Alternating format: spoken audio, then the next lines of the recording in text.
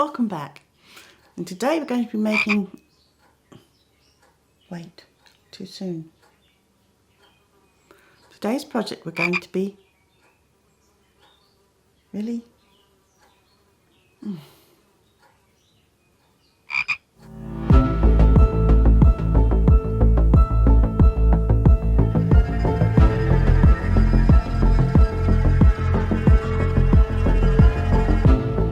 Hey everyone, welcome back, and let's start today's project.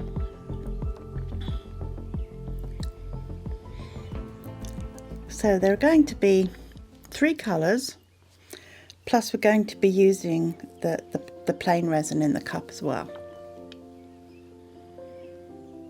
and that will have something added to it.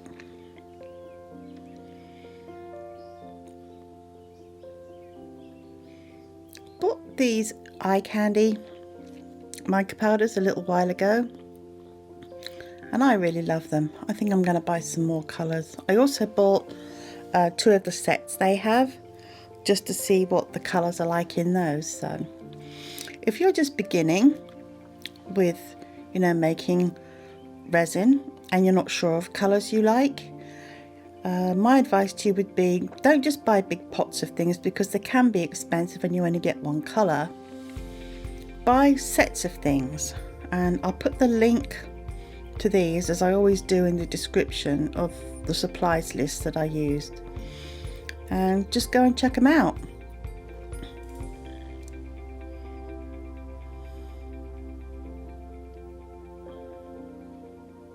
And they don't support me in any way. I'm not affiliated with them in any way. It's just that I like this particular brand.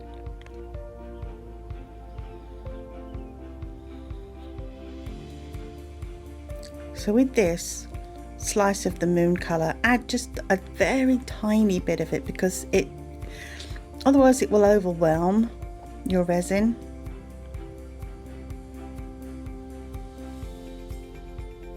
I love this chunky stuff. It's really holographic. And I thought, yeah, let's have some more. Can never have too much holographic chunky glitter, right? So I put in a little bit more.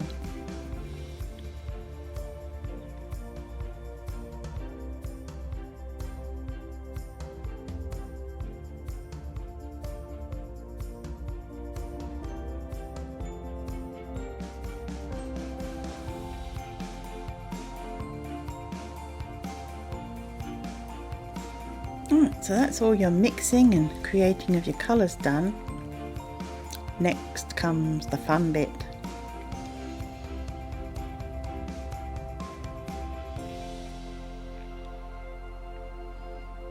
Pour them in any order you like, doesn't really matter. I'm not sure whether some of the mica powder is heavier than other mica powders in this selection. So you might find that some float more when they're added to the resin, or some sink more. But this is just sort of a melange of colours. When I was pouring in this wisteria purple on top of the white, it reminded me of raspberry ripple ice cream, and then I wanted raspberry ripple ice cream. Oh well.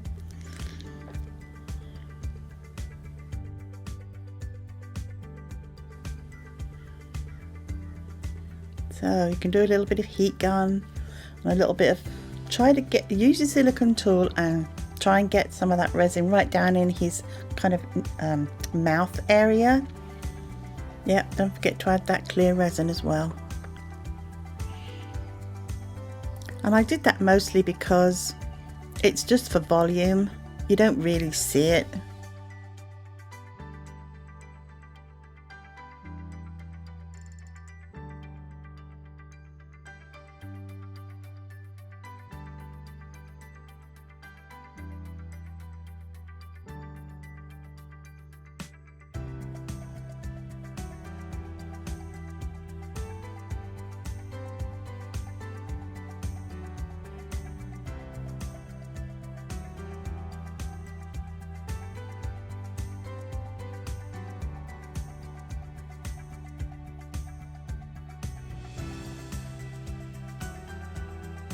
And I did this with the lolly stick, just dragging it across the surface to help with pushing the resin down on his toenails, because those are the places where, yeah, you will get bubbles, but what might happen more is you don't get the resin right up to the points, so he might have blunted toenails.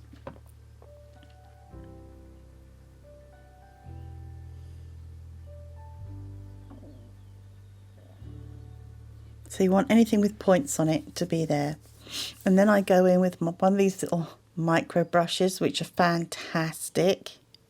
I love them. You can poke away and just ease the resin into all those little pointy bits and they won't damage anything. A little bit more heat gun.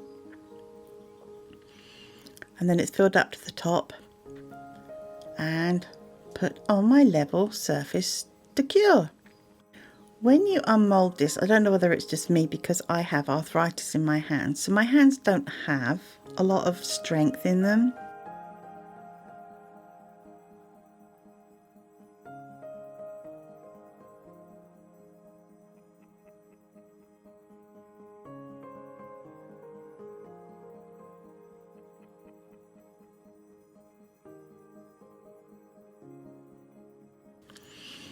This was a bit of a challenge for me, especially this bit.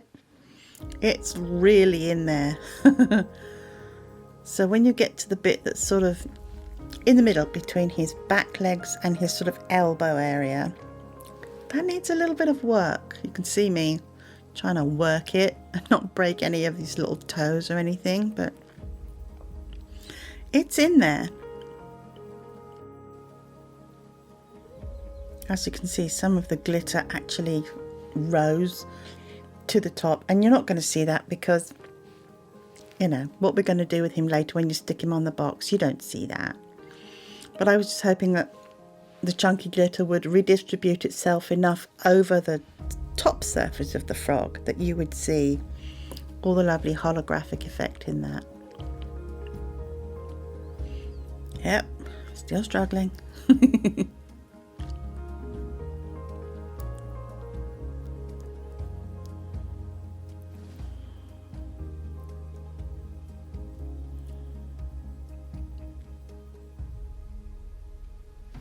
Froggy freedom.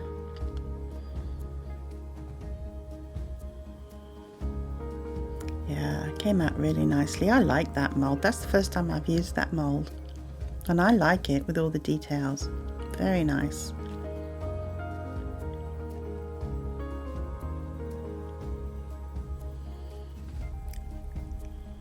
Got all his toenails in, or should I say her toenails, since she's pink. Going to use these body tattoos.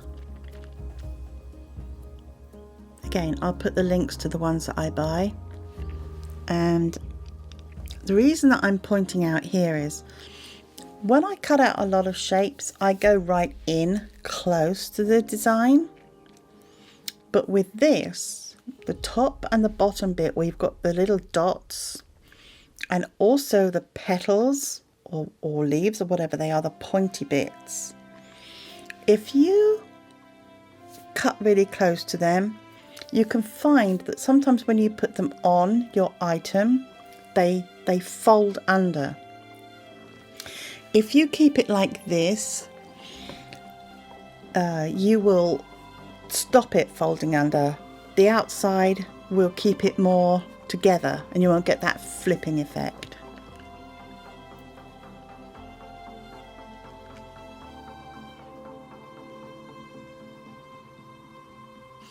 Yeah, I edited out the bit where I forgot to take off the protective plastic, so I'll admit to it, but I'm not showing it on my video.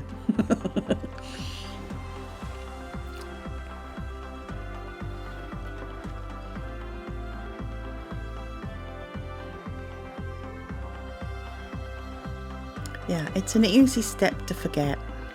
So remember to take that protective film off, guys, or you won't be getting any transfer.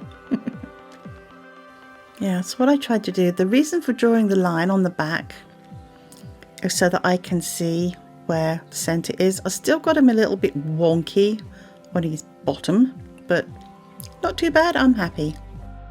And these are just Pampers wet wipes. I find them easier to use. And since he is curved, just make sure you put some pressure down on the sides to shape the transfer to his body shape. But when the papers, yeah, see, it came off. So I was lucky with that.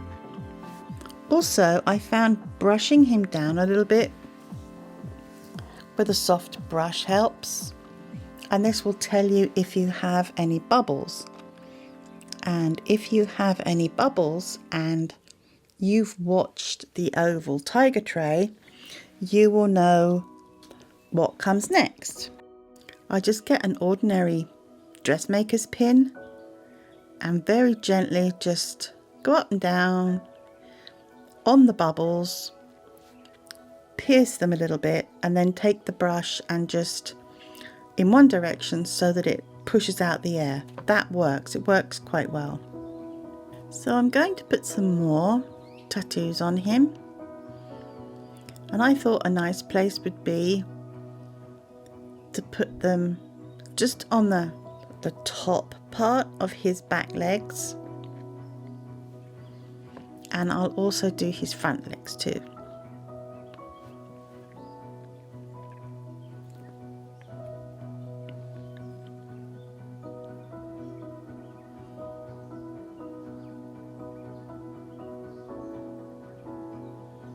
So I'm going to put them up on the top there.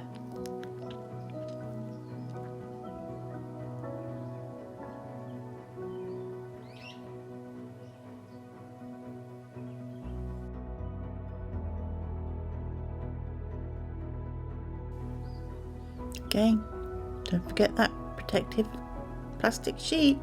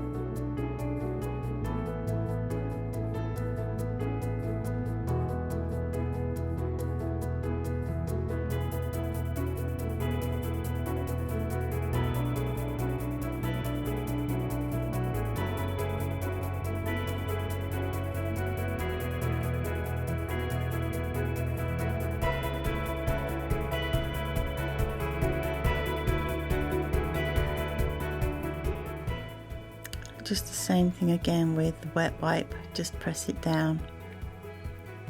It doesn't take long to soak the paper because the wet wipes, you know, they're quite juicy, so they do a good job. So now I have to match this one up as closely as possible with the one on the other side. You just have to sort of eyeball it and go for it.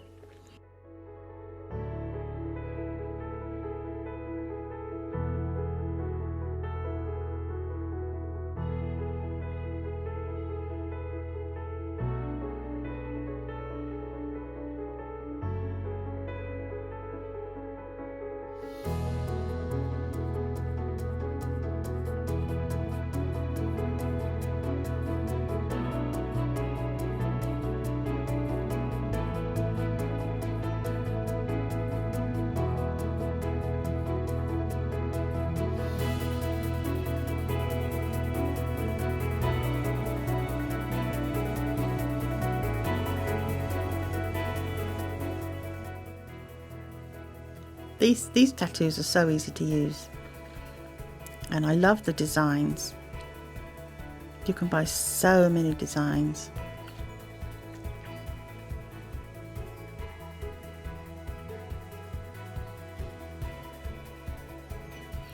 With the front ones, I tried to get it in the middle of his little hand. Well, I guess it's not a hand, it's a foot. Yeah, so I had to get that little design on the top of each of his feet and match them up.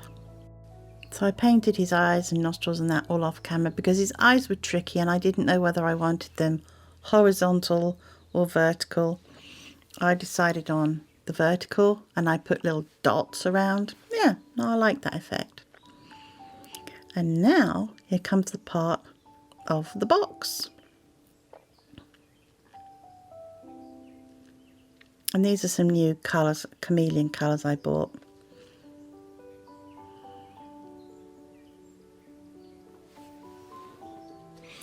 The reason I bought this particular set of chameleon colours is because I saw, I think she's called Marvelous Artsy, who does a lot of cool things. I saw her using these and I saw the mermaid's eyes and I thought, oh, I love that. So thank you to Marvelous Artsy for using this mermaid's eyes on one of her projects. I think it was a dragon and I love that colour, so I had to buy it. Comes in a set.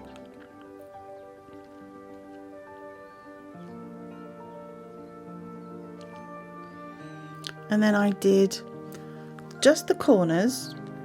Don't clean up, just sort of smear it around, keep it on your corners. Did it, as I say, each of the corners, and then the base, you'll see. And then on the four sides, you know, the block sides of the box, as you can see, I just did this one, Magnolia Sunset. And those colours are just to match the frog. So whatever colour you do your frog, do your box the same. A little explanation here. The reason that I'm doing mica on the base in this way, well, this is actually the lid, it's not the base, this will be the lid, and the reason that I'm doing my mica like this will be revealed in a minute. Yeah, I mean, look at that shine, beautiful colours, absolutely fantastic.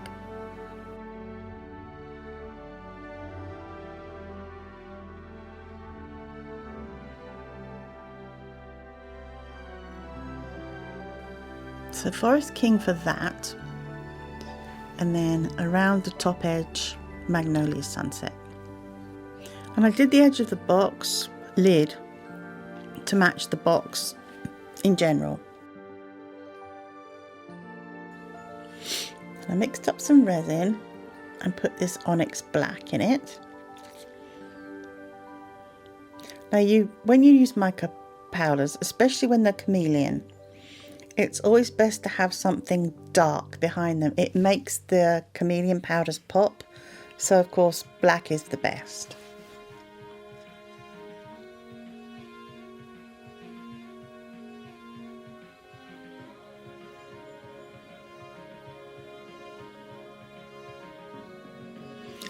So you're going to pour in 8 ounces of that.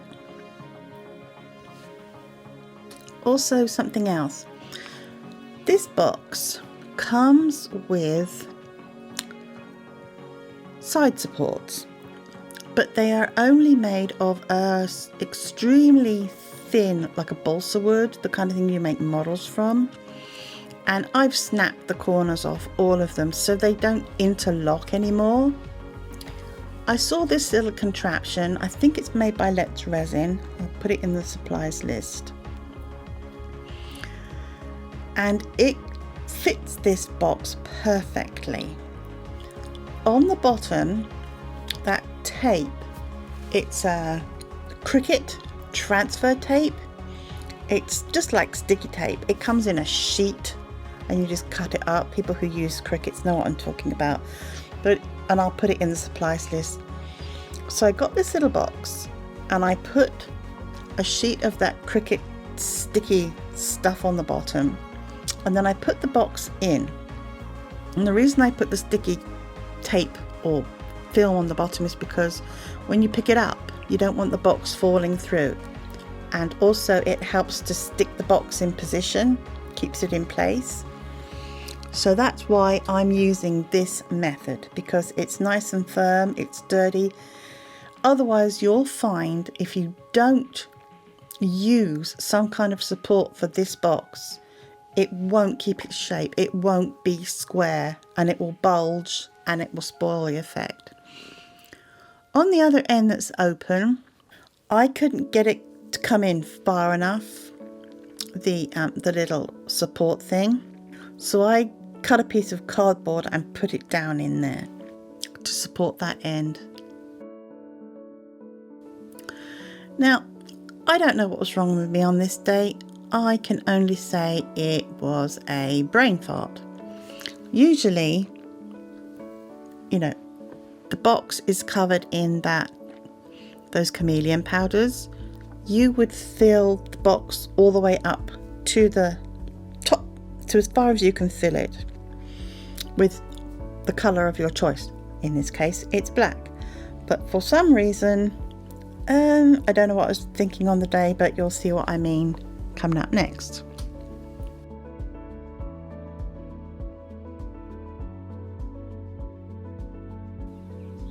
Now, I should have filled that up, as I said, with black resin. So you'll see what I actually did. And as I say, I don't know why I did it, wasn't thinking.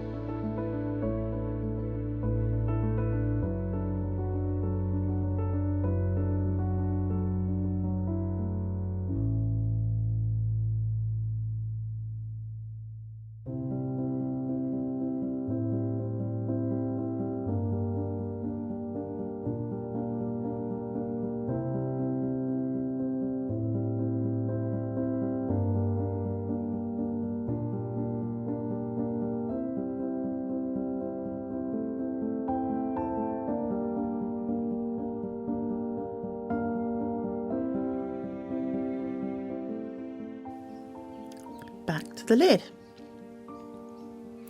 So your first layer of resin has cured, and now you're going to pour on another layer. And you might be thinking, well, why? The reason I'm doing this is because I'm going to put in some glitter, and it's chunky glitter.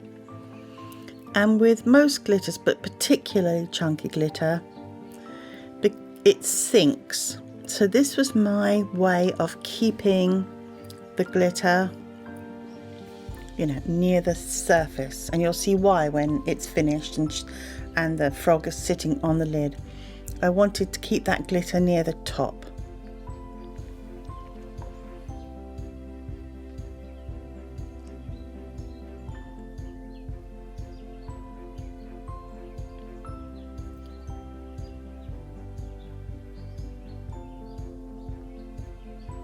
And just shove it around any old way that you want. Try and get it evenly distributed. I did put a little bit more in because you can never have too much glitter, right? So yeah.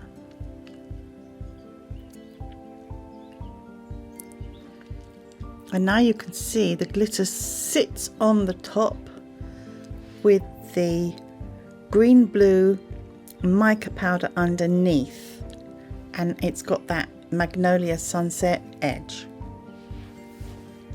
So that was the method behind the madness of that.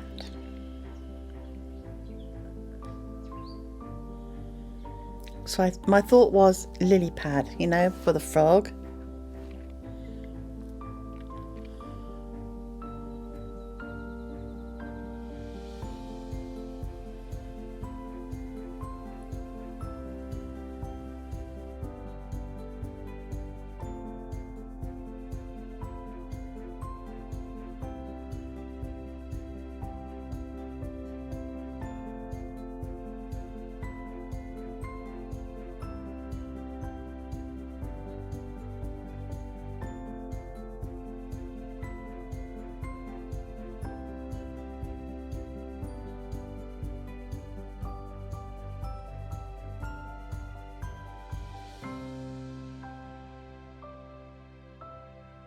I also decided that maybe I needed to bling up the box a bit since the frog is very decorative. So I've got these metal corners. They come flat, so you have to sort of manipulate them into corners. And I did a quickie, kind of a quickie on how you can do this. I mean, it's simple enough. But, you know, I like to be including all the stages. I learn myself by seeing things done, and then I get, you know, like, yeah, the light bulb moment. I can see how that was done.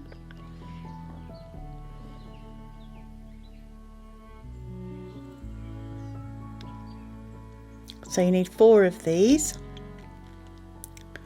one for each corner. As you can see, it's a bit of a process, takes a little bit of time, but I think it adds to the overall effect. I also went around the edge of the lid with a gold pen, and she's finished.